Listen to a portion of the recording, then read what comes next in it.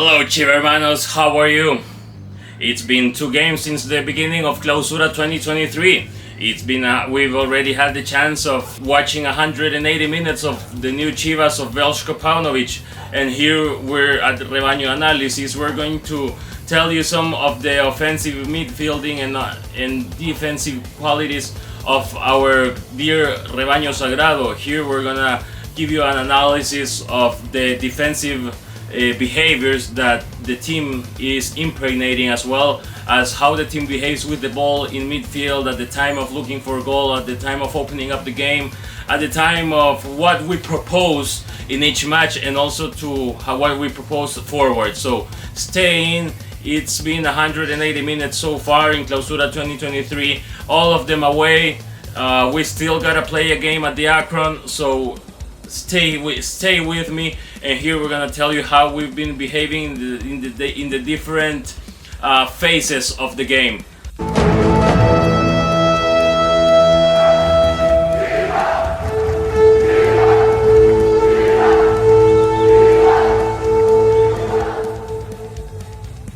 So we're gonna kick off by analyzing our defensive behaviors throughout the tournament. First of all, we gotta say that El Rebaño Sagrado had more defensive complications the day against Rayados than the day against Atlético San Luis. This is for two reasons. One of them is because Rayados presents probably a better, more quality in their individualities going forward than Atlético San Luis. But it's also worth mentioning that the day that we visited San Luis Potosí, the opponent played with 10 players since the 17th minute due to the red card that Sanabria received. Worth mentioning that it was a red card, because if Sanabria would have placed more weight in his right foot at the time of impacting our player, which I believe was Nene Beltran, he could have actually caused a serious injury. Not worth taking the risk. That's a straight red. Not worth risking our players. That's a straight red. So we're just gonna stay that and keep it on. The day against Rayados de Monterrey, we gotta say that we were very good, defensively speaking, in general terms. Here we're gonna break it down a bit. I would say that we were perfect in the first half, defending every aspect of the game, every situation that Rayados created. We were very smart and very quick. The team showed a lot of defensive solidarity at the time of defending in the wings. Neither Alejandro Mayorga on the left nor Chapito Sanchez on the right they were never alone at the time of defending their wing. They were always accompanied by a midfielder. They were always accompanied by a forward. So we were always in advantage at the wing, either 2v1 or 3v2. When it was necessary, you had the left wing. Whenever we were being attacked in our right wing, we had Chapito Sanchez defending along with Nene Beltran and Ronaldo Cisneros. On the left, we had Alejandro Mayorga never alone, defending by his side. They were Pavel Perez or sometimes even Alexis Vega. The team showed a lot of solidarity in defense. A very well structured defensive composition on the wings. Because, as I say, if we were receiving the attack of one Rayados player, we had two defending. If they were two of them attacking in the wing, we had three defending. So we always had numerical superiority on the wings, which created a very tough situation for Rayados, which shut down their spaces to combine on either of the wings, and at the end of the day shut down their opportunities of sending a quality cross or a quality diagonal towards the area. And this is another point that I want to talk about. That we were very solidary. The team showed a lot of discipline in what Paunovic asked, and it is very noticeable that the intentions of Paunos is to avoid at any cost the risk of permitting a clean shot for the opponent inside the box. What does this mean? This means that whenever the opponent was circulating the ball especially after 2/3 of the pitch, and especially mainly at the wings or near the wings.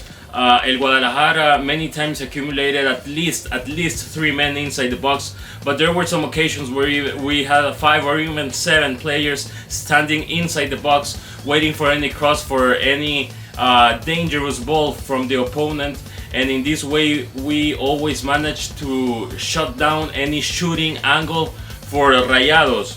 We were always able to have enough men inside the box that Rayados was never that their strikers were never comfortable receiving inside our box. In this sense, we managed to control this part of their attack by as I say, basculating in the wings with defensive coverages in the wings, not letting them play in the wings, but also in the case that they won, in the case that we lost the wing due to 1 or 2 dribbles, we were prepared inside the box. We always had at least 3 men, but as I say, in many occasions we have 5. In some occasions we even have 7 men waiting for the ball inside the box, protecting any shooting angle against Guacho Jimenez. So we were very disciplined in both aspects of the game. At the same time, when we were always very disciplined and very precise and very attempt when following the circulation of the opponent. What does this mean? When Rayados crossed their half of the pitch and started passing the ball near midfield, we had our scheme following the circulation of the ball, following the motion of the ball.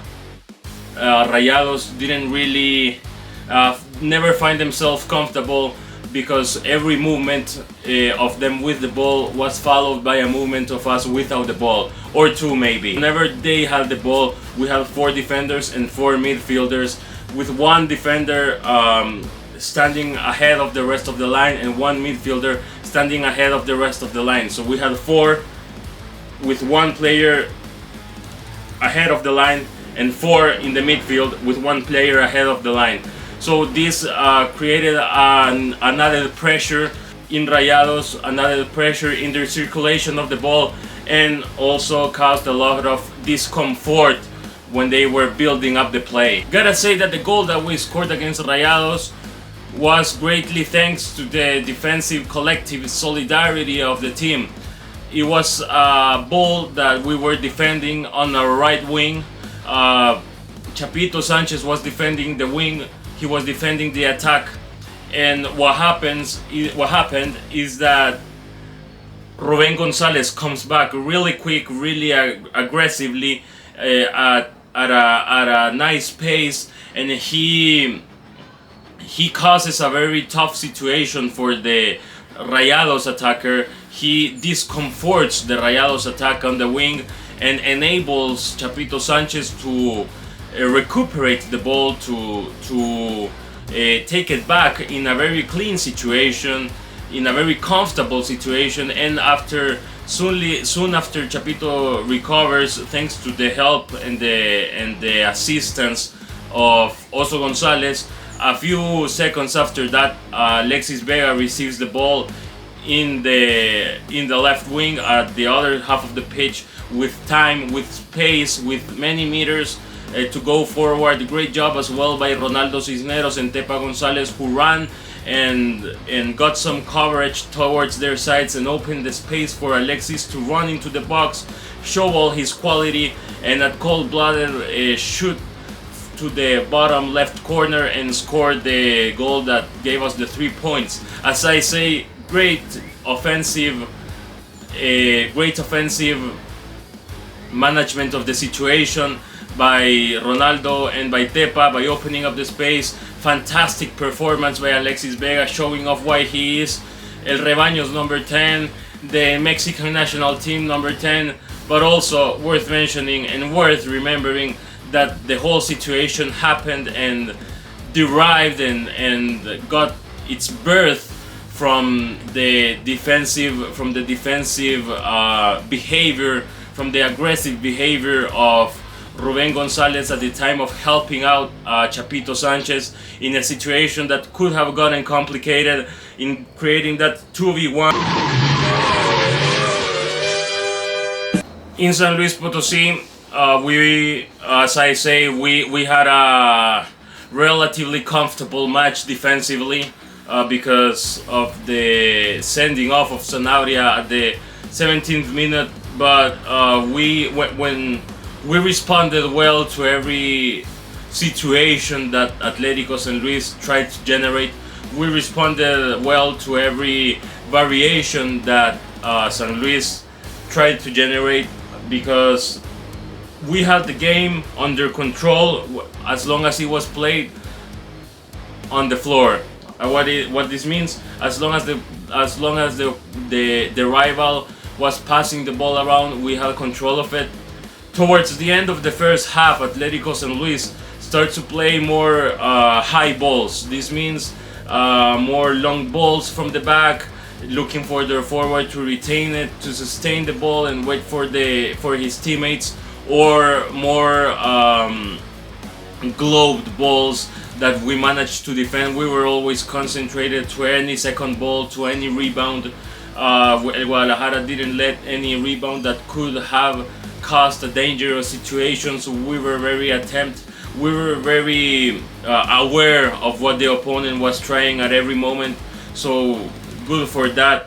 And as I said, everything so far so good, but there is something that we had some tough moments during the second half against Rayados, because as I mentioned before, we were very well attempted in solidarity, showed a lot of solidarity in the wings, showed a lot of companionship in the wings, basculating from midfield, from the offensive line. But there was some time that Victor Manuel Vucetich, he realized that he was not longer provoking any damage by attacking through the wings, especially because we had a lot of men inside the box waiting for any shot. So what Victor Manuel Vucetich did is that he sent a lot of long balls from the midfield, 30 meter, 40 meter, 50 meter long balls. If it wouldn't have been for Guacho Jimenez, who was quick defending the box, we could have conceded dangerous occasions. Actually, we received about 4 of those dangerous balls, where in 2 of them Guacho Jimenez was very quick to react between the 50th and 60th minute. So that's when the proposal of Victor Manuel Vucetich starts to change, because he realizes that the wings are Chivas territory. He realizes that it will be very hard for any of his players to find a shooting angle coming from across or a diagonal. So what he did is that he tried many long balls in the second half, and I would believe that the second yellow card that Tiva Sepulveda receives at the 80th minute is in part due to the desperation and to the, let's say, frustration that our center backs were going through in that moment, that were Tiva and Chiquete, because every long ball represented a risky occasion for Chivas. So thankfully it didn't cost us any goal. We got the 3 points out of Monterrey. And last but not least, gotta say that even though Rayados missed their penalty kick, it was not a penalty kick, because our player impacts the Rayados player after shooting, after the shot was taken. So the play was already over. Shouldn't really have taken that penalty, shouldn't have called that penalty for Rayados, but well, it's good that we didn't have anything to lament. The most positive factor as well is that no goals conceded after 180 minutes, 2 matches, 2 clean sheets. Good job for the defensive system. Marvelous for Guacho Jimenez and all the guys at the back, Mayorga, Chapito, Tiva Sepúlveda, Orozco, Pollo Briseño. So fantastic job, keep it up guys, and let's go for another straight clean sheet on Saturday. Now, with the defensive aspect already covered, it's now time to talk more about the proposal of Chivas in the midfield at the time of having the ball, offensively, after midfield, after 3/4 of the pitch. So let's get right into it. First of all, worth mentioning that the day against Rayados de Monterrey, we had a substitution at the 30th minute as Checo Flores got injured, and we had to sub in Rubén González. This is important to mention because at the beginning during the first half in Monterrey, we were circulating more the ball with more horizontal possessions, taking better care of it, probably with the intention of not losing the ball. Checo Flores took charge of it. As I say, a lot of horizontal passes, using the pitch, because at the end of the day, Rayados is a team that it's not necessarily an offensive team. It's not a team that looks to win the match and looks for scoring occasions since the very beginning, like for example Man City with Pep Guardiola does. It's more of a let's wait for our moment team. It's more of a let's stand and defend and see what the opponent does. And in a certain way, Paunovic did the same, but with the ball. So as Rayados waited without the ball in their own half of the pitch, we had the ball, but we had conservative possessions of the ball. Our main goal was to take care of it, to see where we could cause any damage in the opponent, and we had a more conservative possessions as well. It was a very strategic, very strategic first half in Monterrey. But what happens? Checo Flores got injured and Rubén González subbed in. So we had González with Pavel Pérez and Nene Beltrán, and Rubén González is a different type of midfielder. He is more of a vertical midfielder. He looks more for the run, looks more for the dribble. He is quicker to look for the vertical pass to find the attack.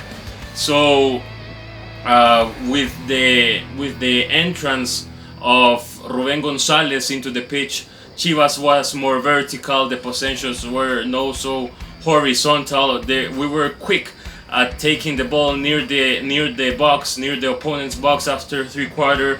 We were quick taking men into the box. I remember Tepa González spending a lot of time inside the box to take coverage inside and enable Ronaldo Cisneros and Alexis Vegas to receive the ball comfortable outside the box, near the border, probably not in the wing, but more towards the side of the box, you know.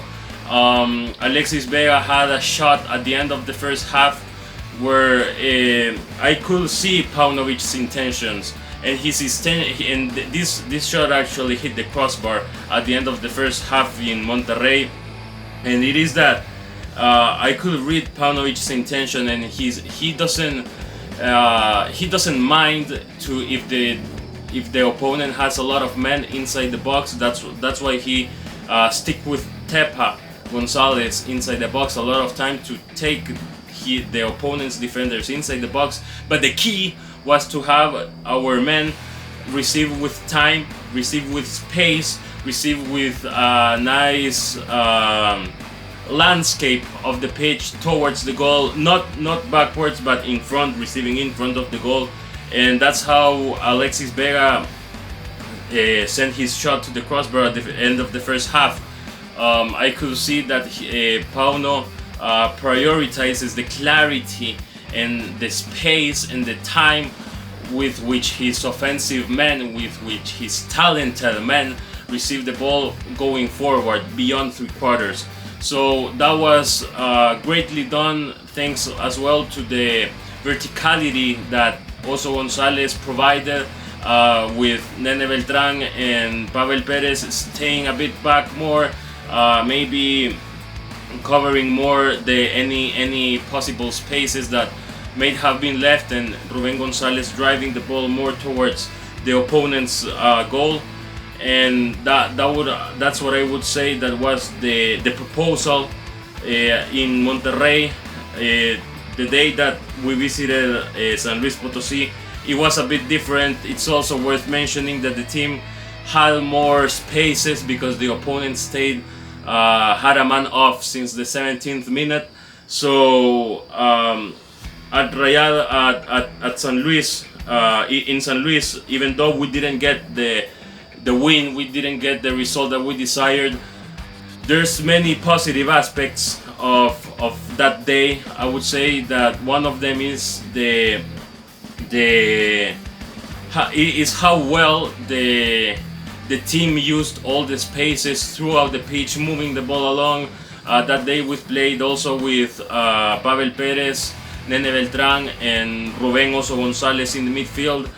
We had one tactical variation, which was Cone Brizuela playing in the wing. He was kind of a false winger because he played in the wing, but he also collaborated in the elaboration of the game since midfield.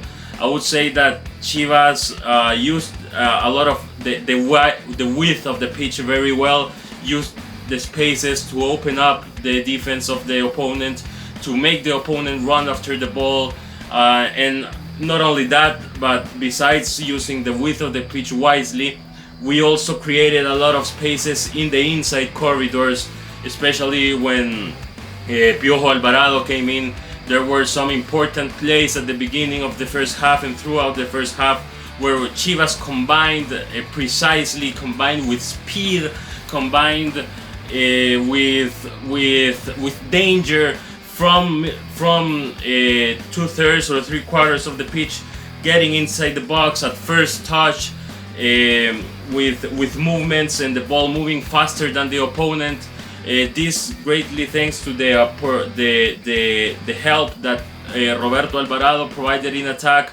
There was also a play that a through ball for Ronaldo Cisneros that he couldn't finish because the goalkeeper saved it. But there were many plays where Chivas penetrated the opponent using the inside corridors at great speed of the ball, playing at first touch with the movements without the ball being fast, precise, and accurate, and at the end of the day, defeating the defense. So that's important. The clarity with which Chivas got inside the box, throughout combinations in the borders, throughout combinations at the opponent's half of the pitch. So we gotta rescue that, even though we didn't win. We had an unfortunate goal disallowed at the end, the header. It was, if it was fair to be disallowed, it was by a very tight margin. And yeah, I see a Chivas with variations going forward. I see a Chivas that read the opponent wisely in Monterrey, that didn't risk more than it had to at the early minutes in Monterrey, and then had a good switch when Rubén González came in, adapting itself to the type of midfielders that they had, to the type of offensive players that they had. So more verticality with Oso González in Monterrey. Then back in San Luis, we made use of the fact that we had one more for most of the match, by looking for amplitude, by playing throughout the wholeness of the pitch, throughout the width and length of the pitch, looking for spaces patiently, and in the second half finding a lot of opportunities of penetration, with Ronaldo Cisneros running towards the space, with Cone Brizuela assisting both in the creation and in the running through the space, with Piojo Alvarado combining wisely, combining fastly, and combining precisely to get fast inside the box using the internal corridors. So even though we didn't get the win at San Luis Potosí, we gotta keep believing in this attack, in these offensive variations where Pauno prioritizes the clarity with which his offensive and talented men going forward receive the ball. He prioritizes talent. He looks to explode the talent of his men up front. So we gotta be patient. We gotta look for the win on Saturday, that we receive Toluca, first game of this new Chivas era at Estadio Akron, first official game. So gotta stand together, gotta stay strong. We also have updates on Alexis Vega. He went under an operation today. He's gonna be out for 6 to 8 weeks. We wish him the best. We wish him a safe recovery, and we hope to be in the best position on the table for when he comes back. So that's everything for all. See you on Saturday. Keep supporting. We're on the right track. A bit of patience, and arriba las Chivas.